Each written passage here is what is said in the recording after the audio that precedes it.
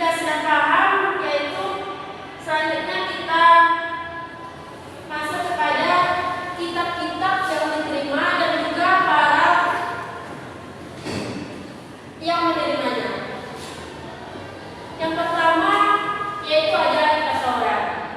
Nah, kitab Taurat ini yaitu diturunkan kepada Nabi Musa, yang dimana maksudnya ini ialah menunjukkan hukum kisah para nabi serta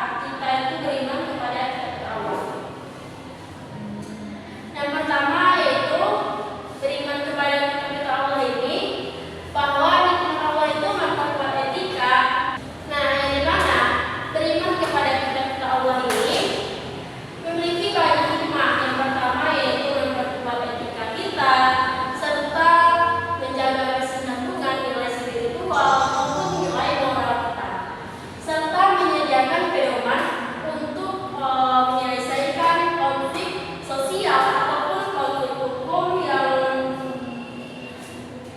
terasa pada diri kita ini. Nah, mungkin sekian Anda. Selanjutnya Ibu akan membagikan kelompok kepada Anda semua. Di sini Ibu akan bagi kelompok kepada 3 kelompok dan juga soalnya itu berbeda-beda. Yaitu kelompok pertama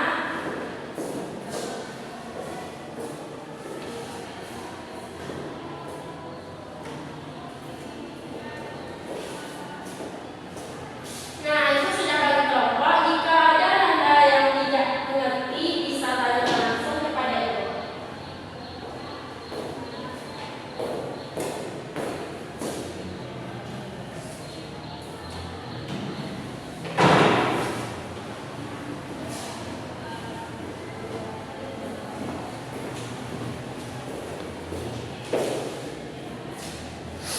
Baiklah Anda, di sini Ibu akan